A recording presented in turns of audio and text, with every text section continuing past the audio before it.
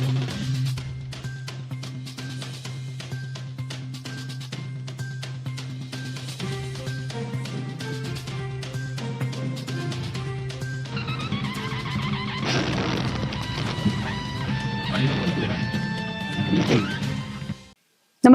आपण पाहता हिरकणी न्यूज.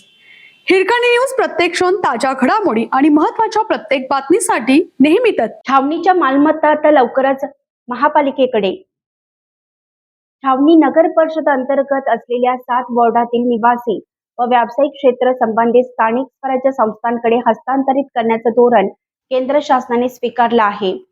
महापालिकेकडे छावणीतील निवासी व व्यावसायिक मालमत्ता लवकरच हस्तांतरित करण्यात येणार असून हस्तांतरणासंदर्भात गेल्या 2 वर्षापासून प्रक्रिया सुरू आहे.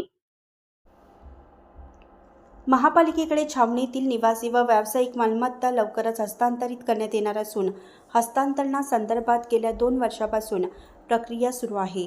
सुरुवातीला छावणी परिषदच्या मुख्य अधिकाऱ्यांकडून, त्यानंतर छावणी परिषद व महापालिका आयुक्तांकडून अभिप्राय मागवण्यात आला.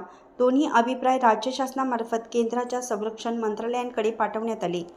2011च्या जनगणनेनुसार छावणी परिषदची लोकसंख्या 18,051 होती. सध्या ही लोकसंख्या 30,000 वर पोहोचल्याचा अंदाज आहे. आयोगाच्या निकषानुसार 25 ते 30,000 लोकसंख्येसाठी एक वॉर्ड तयार केला जातो. त्यामुळे महापालिकेत समावेश झाल्यानंतर छावणीचा एकच वॉर्ड होण्याची शक्यता आहे. छावणी परिसराच्या हस्तांतरणासोबतच कर्णपुरा मैदानाचाही महापालिकेत समावेश व्हावा यासाठी प्रयत्न करण्यात येत आहेत. छावणीचा महापालिकेत समावेश झाल्यानंतर या भागातील नागरी सुविधांची जबाबदारी महापालिकेकडे येणार आहे. त्यामुळे शासनाकडून विकासासाठी निधी मिळाल्यास छावणी परिसरातील विकास कामांना चालना मिळणार आहे.